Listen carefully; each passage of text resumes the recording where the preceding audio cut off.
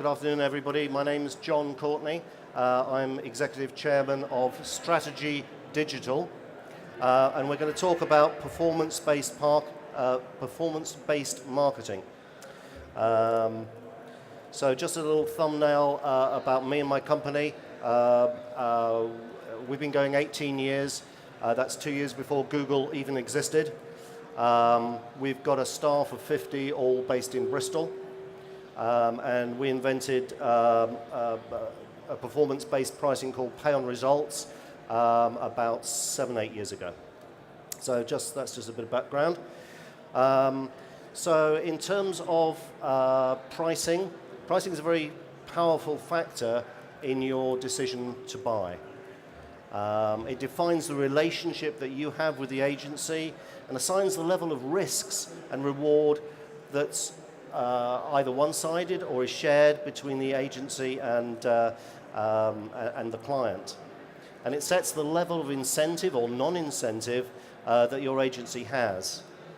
And you as, it pits the agency against, pits clients rather, against other clients for the attention of the agency and impacts your bottom line. So how do you get the right deal?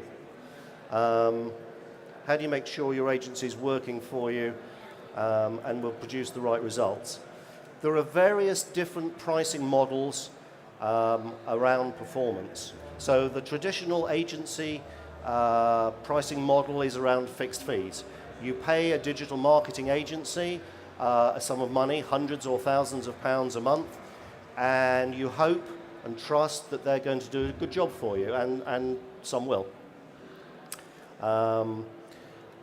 But if you want to analyze different pricing models, particularly around SEO and content marketing and social, then there are various different forms of performance-based pricing that can be looked at. And I just want to examine some of those for you. Oops. Okay.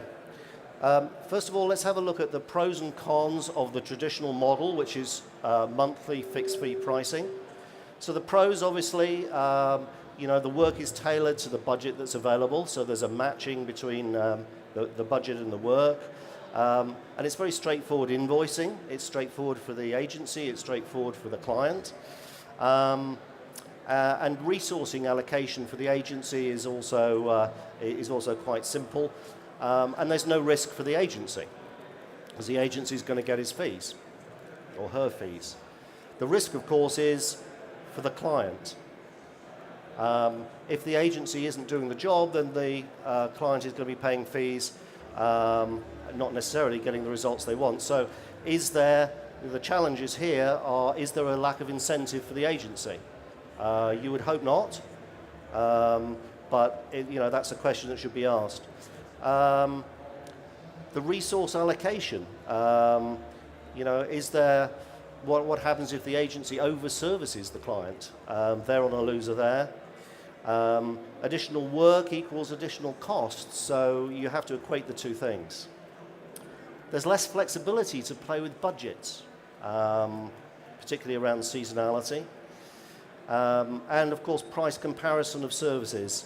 So there's various different elements, pros and cons, on the fixed monthly fee. And fixed fees works for a lot of clients, particularly those that have fixed budgets, that have to get those budgets signed off, and if those budgets aren't spent, they won't get the budgets the next year. And they don't want to underspend or overspend the budget. So fixed fees obviously works very well in that particular scenario. But there are other scenarios where perhaps it might not be the case.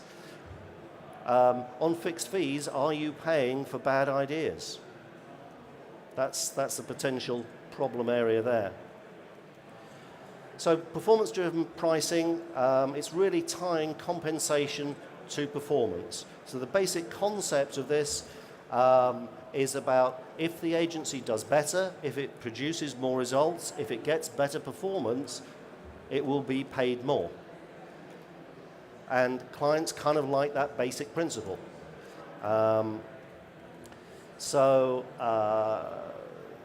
it's linked to the results that matter. When we do this as an agency, we don't do it for all clients. But when we do it, we're very clear with the client what KPIs is it that they want to measure. Is it extra traffic? Is it extra sales? Is it lead generation forms? What are the KPIs? So you have to link the results with the KPIs that you decide.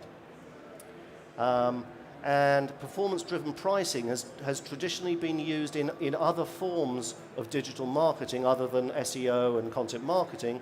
It's been used in pay-per-click and particularly in affiliate marketing that Marty's going to talk about in a minute. What we've done is we've taken it to SEO and content marketing. So how does it work? The pricing elements really are agreed between the parties. What are the metrics? What's the fee structure? And what are you going to base it on? Because its results have to be from a particular baseline. If it's visits, what are your current level of visits? If it's traffic, what's your current traffic? If it's sales, what is your current baseline? You want to measure against a particular baseline. And we have various different types of site that we do this with. On e-commerce sites, the performance element is generally a percentage of extra sales. So you can see from the graph that this is just coming straight off Google Analytics. What we'd do is establish a baseline, perhaps of the previous year of their sales, perhaps from organic traffic, and then you measure the current year, and you hopefully see an increase between the two, and you've agreed a percentage of those increased sales that come back to the agency. So the more sales that the agency creates, the more fees they get. That's the basic principle. Sometimes a cap or staggered percentages can be applied, but it starts to get complicated. The second most common is traffic focus. So this is really good for sites. So sites who want more traffic might be online newspapers, for example. They want more traffic so they can sell more advertising. Or it might be a B2B site. So they look to increase both the volume and the quality of the traffic. And as I say, perhaps on organic traffic or referred traffic, you can do that. Sorry, the third one is lead generation, perhaps finance sites. Then this can be an agreed price per additional lead form that's generated or completed by prospects. Again, the principle is the same. You create a baseline of what the client had before, and you measure the number of forms that are completed, and a price is agreed between you for that particular action. So those are the three various ways in which we do it. There may be other ways. And there are, of course, pros and cons about performance-based pricing. The pros, the agency invoice reflects the income which the client has, and also reflects the cash flow of the client. And that in turn can increase the budget that's available. It can, in a sense, be, to a degree, at least part self-financing. There's an incentive, a monetary incentive for the agency to drive results. And I must say, we try really hard with our fixed fee clients. There's more of a drive, I think, if you've got a financial incentive, there's a big drive to push even more, to be more proactive, perhaps to think of extra ideas if you're going to have a financial reward. It's just human nature. On the other side, of course, there's no remuneration for non-effective work. So it rather makes you focused on what are the KPIs, what work are we going to do, how is that going to increase the client's KPIs? You apply that litmus test, that acid test, to almost everything you do as an agency, because otherwise you're not going to get fees. It gives you also a greater flexibility in resourcing your allocation to suit the actual requirements and perhaps to suit seasonality. There are challenges, of course. Invoices will fluctuate. As an agency, if we get more results for a client, their invoices will increase.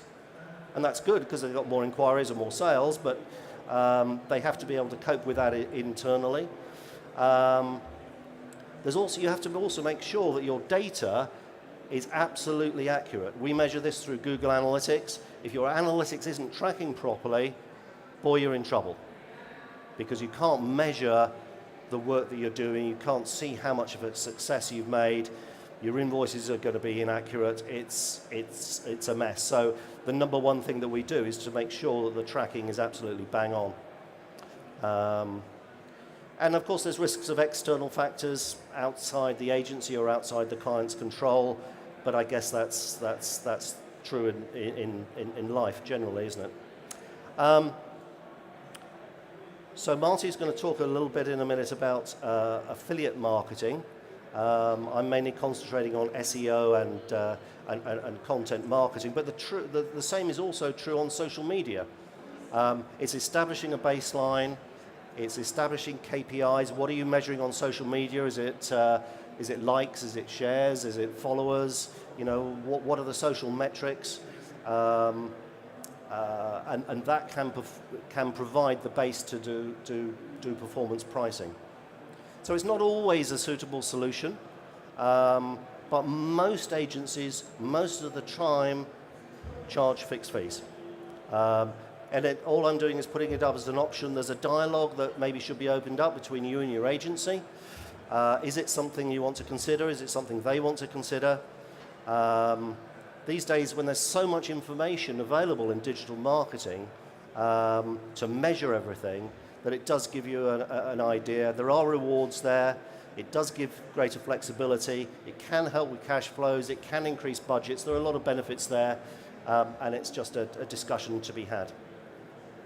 Okay, so listen, that's sort of part one of this little piece. Part two, I'd like to introduce Marty from Affiliate Traction.